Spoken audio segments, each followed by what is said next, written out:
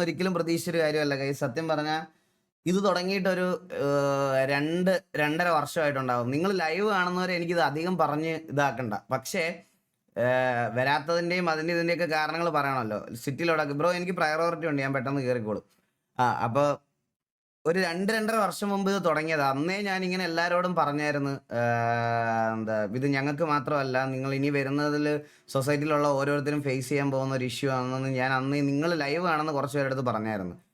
ഇപ്പം ഇത് അഡ്രസ്സ് ചെയ്തതിപ്പം ആ വീഡിയോ ഞാൻ സത്യം പറയാലോ, അതൊരു റീച്ചിന് വേണ്ടി ചെയ്തൊരു വീഡിയോ അല്ല ഗൈസ്. സത്യം പറഞ്ഞാൽ 2-2.5 വർഷം മുമ്പ് 2 വർഷം മുമ്പ് തുടങ്ങിയതാണ്. എൻ്റെ ഫാമിലിക്ക് നേരെയും എൻ്റെ കൂട്ടത്തിലുള്ളവരുടെയും, അതായത് എല്ലാവരുടെയും, എൻ്റെ ഈവൻ ഈ ഗെയിമിംഗ് കമ്മ്യൂണിറ്റിയായിട്ട് ബന്ധമില്ലാത്ത എൻ്റെ ചേച്ചിയുടെ വരെ ഇതിനകത്ത് പലവട്ടം ഞാൻ കണ്ടിട്ടുണ്ട്. ചേച്ചി ആയിക്കോട്ടെ, ഈ പറയണത് പോലെ നമ്മുടെ സർക്കിളിലുള്ള പെൺകുട്ടികളായിക്കോട്ടെ, ഇപ്പോൾ ബ്രൈറ്റ് ഫോക്സ് എന്നൊക്കെ പറഞ്ഞാൽ അവളെന്നൊക്കെ പറഞ്ഞാൽ നമ്മൾ അത്രയും എനിക്ക് റിയൽ ലൈഫിൽ അത്രയും ബന്ധവും ഇതുള്ള ആൾക്കാരാണ്. അവരൊക്കെ ഓരോ വട്ടം നമ്മളെ മീറ്റ് ചെയ്യാൻ വരുമ്പോഴും ഞങ്ങളുടെ ഒരു അരമണിക്കൂർ 3/4 മണിക്കൂർ കഴിഞ്ഞ 2-2.5 വർഷമായിട്ടുള്ള ഞങ്ങളുടെ ഡിസ്കഷനിൽ വരുന്ന ഒരു കാര്യമാണ്. അവളെപ്പോഴും ഇതിൻ്റെ പേരിൽ ഡിപ്രസ്ഡാണ്. അലീന ആയിക്കോട്ടെ, ഇങ്ങനെ കുറേ പേരുണ്ട്, മനസ്സിലായോ? അപ്പോൾ ഇത് ഇങ്ങനെ പൊക്കോണ്ടിരുന്നാൽ ശരിയാവത്തില്ല എന്ന് എനിക്ക് തോന്നിയത് കൊണ്ടും, ഇത് പബ്ലിക്കിൽ നിന്ന് നമുക്കൊരു സപ്പോർട്ട് കിട്ടണമെങ്കിൽ ഗൈസ് ഉറപ്പായിട്ടും ഇത് അവരെയും കൂടെ ബാധിക്കുന്ന കാര്യമാണെന്ന് അവരെ പറഞ്ഞു മനസ്സിലാക്കണം. എങ്കിൽ മാത്രമേ നമുക്ക് ആ ഒരു സംഭവം അവരുടെ അടുത്തുനിന്ന് കിട്ടത്തുള്ളൂ. അല്ലാത്ത പക്ഷം നമുക്കത് കിട്ടത്തില്ല, മനസ്സിലായോ? അതുകൊണ്ടാണ് എനിക്ക് സത്യം പറഞ്ഞാൽ അത് ചെയ്യാൻ വിഷമം ഉണ്ടായിരുന്നു. എന്നാലും ഈ പറയുന്ന അമ്മമാരുടെയും ബാക്കിയുള്ളവരുടെയൊക്കെ വീഡിയോയും ഫോട്ടോയും മുഖം ബ്ലർ ചെയ്തും മുഖത്ത് കുത്തി വരച്ചും എനിക്ക് അപ്ലോഡ് ചെയ്യേണ്ട ഗതികേട് എനിക്ക് വന്നത്. നിങ്ങളൊന്ന് ആലോചിച്ച് നോക്കിയാൽ മതി. ഇത്രയും ഇതുള്ള കണ്ടന്റുകളൊക്കെ ചിലപ്പോൾ ആൾക്കാർ ഇത് ഇൻസ്റ്റാഗ്രാം ചിലപ്പോൾ ടേക്ക് ഡൗൺ ചെയ്യേണ്ട ഒരു വീഡിയോ ആയിരുന്നു. അത് അത്രയും റിസ്ക് എടുത്ത് ഞാൻ എൻ്റെ ഇത്രയും കഴിഞ്ഞ 7 വർഷമായിട്ട് ബിൽഡ് ചെയ്തുകൊണ്ട് വന്നൊരു ചാനലിനകത്ത് അപ്ലോഡ് ചെയ്തത് ഞാൻ റീച്ചിന് വേണ്ടിയിട്ടാണെന്ന് പറയണത് എനിക്ക് അമ്മയുടെ അടുത്തൊന്നും പറയാനില്ല. എനിക്ക് അമ്മയുടെ അടുത്ത് ഒരു കാര്യം സംസാരിക്കാനില്ല സത്യം പറഞ്ഞാൽ.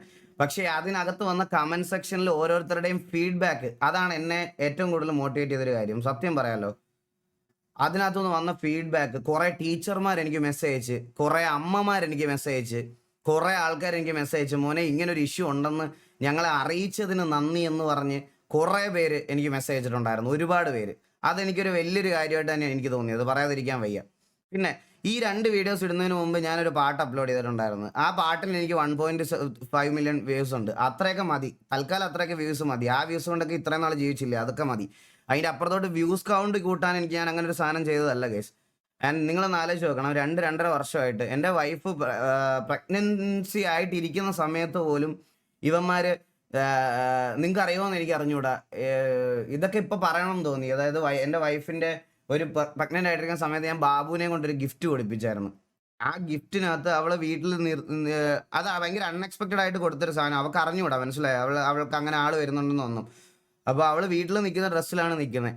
എൻ്റെ കുഞ്ഞിനെ വയറ്റിലിട്ടുകൊണ്ടിരിക്കുന്ന ആ ഫോട്ടോ വരെ ഈ ടെലഗ്രാം ഗ്രൂപ്പിനകത്ത് ഇട്ടിട്ട് അവളുടെ അത് കണ്ടോടാ ഇത് കണ്ടോടാ എന്ന് പറഞ്ഞ് എൻജോയ് ചെയ്തവന്മാരുണ്ട്, മനസ്സിലായ? ഇതൊക്കെ ഒരു പെർട്ടിക്കുലർ ടൈമിൽ ഞാൻ അന്നേരം ഇതൊക്കെ നമ്മൾ അഡ്രസ്സ് ചെയ്യുമ്പോൾ ഓരോരുത്തർ പറയും, നീ വീഡിയോ ഇട്ടിട്ടല്ലേടാ, അല്ലെ അവർ വീഡിയോ ഇട്ടിട്ടല്ലേടാ എന്ന് പറയണ ഇതുണ്ട്. ഇതെല്ലാം ടെലഗ്രാം ഗ്രൂപ്പിൽ ഇപ്പോഴും ഉണ്ട്. ഇപ്പോഴത്തെ ഗ്രൂപ്പിലും ഉണ്ട് ഇതൊക്കെ. ഇത് ഒരാളും 2 ആളും ഒന്നുമല്ല, ഇതുപോലെ ഒരുപാട് പേരുണ്ട്. പിന്നെ ഞാൻ നിങ്ങളുടെ അടുത്തെല്ലാം പറയാൻ പോണ ഒരു ഏറ്റവും വലിയൊരു കാര്യം ഞാൻ നിങ്ങളുടെ അടുത്ത് ഇപ്പോഴും പറഞ്ഞുതരാം. ഇത് അക്ഷരം തെറ്റാതെ വന്നിരിക്കും, ഞാൻ നിങ്ങളുടെ അടുത്ത് എപ്പോഴും പറയാം. എല്ലാവരും ഇനി അടുത്തത് പറയാൻ പോകണമെന്ന് അറിയാമോ?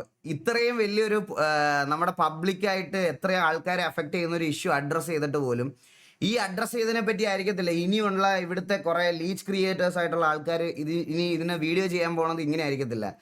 ഇവൻ ലൈവിലൊക്കെ തെറി പറയണമല്ലേ, അതിൻ്റെ റിട്ടേൺ ബാക്ക് ആയിരിക്കും ചിലപ്പോൾ ഇതൊക്കെ കിട്ടുന്നത്. ഇതൊക്കെ ആയിരിക്കും ഇനി അടുത്ത ഡിസ്കഷൻ. നിങ്ങൾ എഴുതി വെച്ചോ, നമ്മളൊരു കാര്യം അഡ്രസ്സ് ചെയ്തതിനെ പറ്റി ആയിരിക്കത്തില്ല സംസാരിക്കുന്നത്. ഇവൻ തെറി പറഞ്ഞത് ഇവൻ്റെ തെറി ഉള്ളത് കൊണ്ടാണ്, അതുകൊണ്ടാണ്, ഇതുകൊണ്ടാണ് എന്ന് പറഞ്ഞിട്ട് പുതിയ കുറേ എണ്ണം വരും.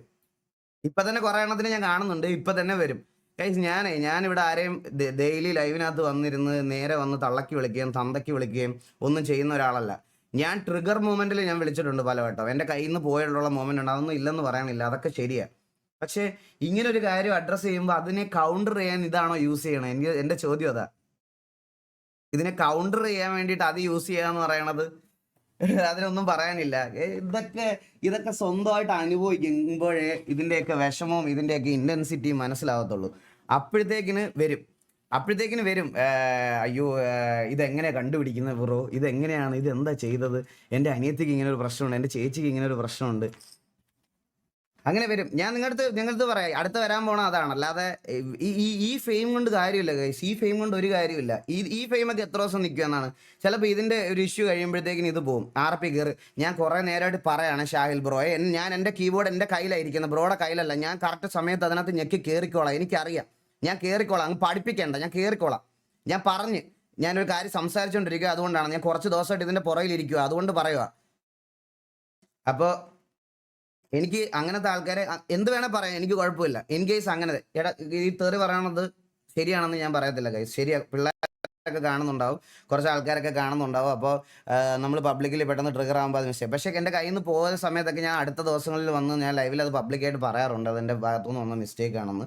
പക്ഷെ ഞാൻ ടുവേർഡ്സ് ദ സ്ട്രീം തുടക്കം തൊട്ട് ലാസ്റ്റ് വരെ തള്ളക്കി വിളിച്ചുകൊണ്ടിരിക്കുന്ന ഒരു സ്ട്രീമർ അല്ല. ഞാൻ അങ്ങനെ സ്ട്രീം ചെയ്യാറില്ല, ഞാൻ അങ്ങനെ ഇതുവരെ ചെയ്തിട്ടുമില്ല. ഞാൻ അങ്ങനെ ചെയ്യാറില്ല. എന്തെങ്കിലുമൊക്കെ സിറ്റുവേഷൻസ് വന്ന് നമ്മുടെ അകത്ത് OC ടോക്കൊക്കെ വന്ന് ഡ്രാഗായി അങ്ങനെയൊക്കെ വരുമ്പോഴാണ് ഈ തെറിവിളിയിലോട്ട് പോകണത്, മനസ്സിലായോ? ബട്ട് സ്റ്റിൽ ഓക്കെ, അങ്ങനെ എന്തെങ്കിലും ഇഷ്യൂസ് ഉണ്ടായിട്ടുണ്ടെങ്കിൽ അത് നിങ്ങൾക്ക് അഡ്രസ്സ് ചെയ്യാം, കുഴപ്പമില്ല. പക്ഷേ ഒരു ഇങ്ങനത്തെ ഒരു സാധനം വന്ന് പറയാൻ വേണ്ടിയിട്ട് നീ തെറി വിളിച്ചവനല്ലേ എന്ന് പറഞ്ഞ് ഒബ്ജക്റ്റ് ചെയ്യുന്നതിനോട് എനിക്ക് യാതൊരു ഇതുമില്ല. അത് അങ്ങനെയല്ല. ആ ഒബ്ജക്ഷൻ എനിക്ക് പ്രശ്നമുണ്ട്. ഒരു കാര്യം പബ്ലിക്കലി ഇത്രയും പേരെ അഫക്റ്റ് ചെയ്യുന്ന ഒരു കാര്യം വന്ന് പറയുമ്പോൾ അത് പറഞ്ഞ് ഇതാക്കാൻ. പക്ഷെ ഇവരൊന്നും മനുഷ്യന്മാരല്ലെന്ന് ഞാൻ ആലോചിക്കണം ഗൈസ്. ഇതിൻ്റെ ഇൻ ടു ദ ഡീപ്പ് ഞാൻ കുറേ സാധനങ്ങൾ വന്നപ്പം ഇത് ഇൻസ്റ്റഗ്രാം, ഇത് ടെലഗ്രാം മാത്രം ബാൻ ചെയ്തുകൊണ്ടൊന്നും ഒരു കുന്തോ ഇവിടെ നടക്കാൻ പോകുന്നില്ല. ടെലഗ്രാം മാത്രമൊന്നും അല്ല, ഇത് ഇൻസ്റ്റഗ്രാമിലുണ്ട്, ഇത് റെഡിറ്റിലുണ്ട്, ഇത് ഡിസ്കോഡിലുണ്ട്, എല്ലായിടത്തും ഉണ്ട്. ഇതൊന്നും ബാൻ ചെയ്യുന്നതല്ല നമ്മുടെ സൊല്യൂഷൻ. ഇത് കുറച്ച് കൺട്രോൾഡ് ആയിട്ട് യൂസ് ചെയ്യാൻ വേണ്ടിയിട്ട് നമ്മൾ എന്തെങ്കിലും ചെയ്യണം. അല്ലാതെ വേറെ ഇതൊന്നും ബാൻ ചെയ്യണമല്ല. ഇതൊക്കെ ബാൻ ചെയ്താൽ നമ്മൾ നമ്മുടെ ബാക്കി കാര്യങ്ങൾക്ക് ഇതൊക്കെ എന്ത് ചെയ്യും? ഇപ്പോൾ കമ്മ്യൂണിക്കേഷൻ ബാക്കി അങ്ങനത്തെ കാര്യങ്ങൾക്കൊക്കെ ഈ വാട്സപ്പ് ചാനൽസ് ഉണ്ട്. വാട്സപ്പ് ബാൻ ചെയ്യണോ? വാട്സപ്പ് ചാനൽസ് ഉണ്ട്, വാട്സപ്പ് ബാൻ ചെയ്യണോ? വാട്സപ്പ് ഒന്നും ബാൻ ചെയ്യാൻ പറ്റത്തില്ല. അങ്ങനെ പെട്ടെന്ന് എങ്ങനെ എല്ലാ സോഷ്യൽ മീഡിയസും നിങ്ങൾ എങ്ങനെ ബാൻ ചെയ്യും? ഇത് ബാൻ ചെയ്യുന്നതല്ല, ഇത് റെസ്പോൺസിബിൾ ആയിട്ട് യൂസ് ചെയ്യാൻ വേണ്ടി പഠിപ്പിക്കുക എന്നുള്ളതാണ് സാധനം. അല്ലാതെ ഇത് ബാൻ ചെയ്യുന്നുണ്ടോ ഇതൊന്നും ഇതാക്കുന്നുണ്ടോന്നും അല്ല കാര്യം. പോലീസ് എന്ത് പറഞ്ഞു? ഇപ്പോൾ കേസിൻ്റെ ഡീറ്റെയിൽസ് എനിക്കിപ്പോൾ ഡിസ്ക്ലോസ് ചെയ്യാൻ പറ്റത്തില്ല. അത് ഒരു കാര്യം ഞാൻ പറഞ്ഞുതരാം. കേരളത്തിലെ സൈബർ ഇതിൻ്റെ ഹെഡിൽ നിന്ന് എന്നെ വിളിച്ചായിരുന്നു. ആൻഡ് അവർ എൻ്റെ എല്ലാ ഡേറ്റാസും കളക്ട് ചെയ്തു. ഞാൻ എല്ലാ ഡേറ്റാസും ഹാൻഡ് ഓവർ ചെയ്തു. ഏകദേശം ഒരു 10-13 പേരുടെ ഡീറ്റെയിൽസ് ഞാൻ അവർക്ക് ഹാൻഡ് ഓവർ ചെയ്തു. ആൻഡ് ബാക്കിയൊക്കെ ഇനി അവരുടെ കയ്യിലുള്ള കാര്യങ്ങളാണ്, അവർ ഇതാക്കുക. അപ്പോൾ എന്തെങ്കിലും ഒരു ഇതുണ്ടാകുമ്പോൾ എന്നെ വിളിപ്പിക്കാമെന്ന് പറഞ്ഞിട്ടുണ്ട്. ആൻഡ് ബാക്കി വേറെ ഒരു കേസും കൂടി ഉണ്ട്. അത് നിങ്ങൾക്ക് ഓൾറെഡി അറിയാവുന്ന കാര്യമാണ്. അതിൻ്റെ കാര്യങ്ങൾ എനിക്ക് വെളിയിൽ പറയാൻ പറ്റത്തില്ല, ഇപ്പോൾ അത് കറണ്ട്ലി പറയാൻ പറ്റുന്ന അവസ്ഥയല്ല. അത്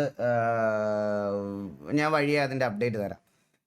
സോ എനിക്ക് ഇപ്പോൾ കറണ്ട്ലി ബാക്കിയുള്ള ഇങ്ങനത്തെ കാര്യങ്ങളിലുള്ള ആൾക്കാരുടെ അടുത്ത് ഇങ്ങനത്തെ കോണ്ടന്റ് ക്രിയേറ്റ് ചെയ്ത് തരുന്ന ആൾക്കാരുടെ അടുത്ത് മറുപടി പറയാൻ താല്പര്യമില്ല.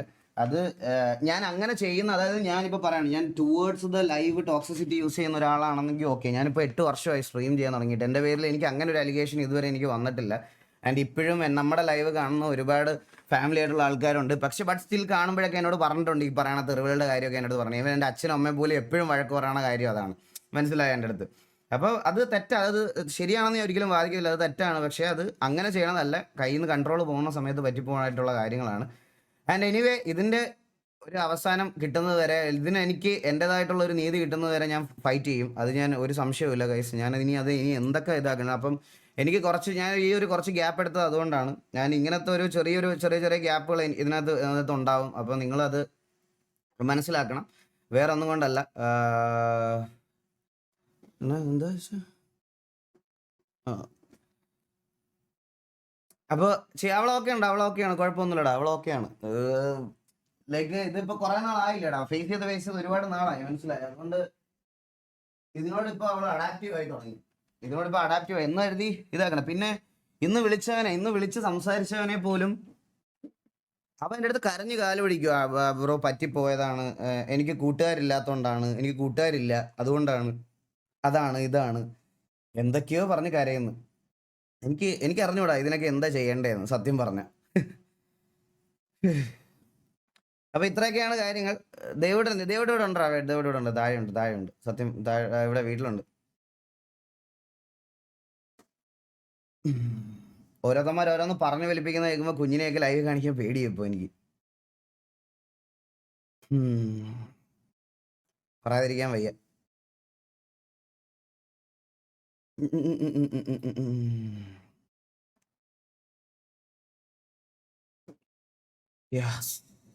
എനിവേ അത്രേ ഉള്ളൂ. ഇത്രയൊക്കെ കാര്യങ്ങൾ പറയണം എന്നുണ്ടായിരുന്നു.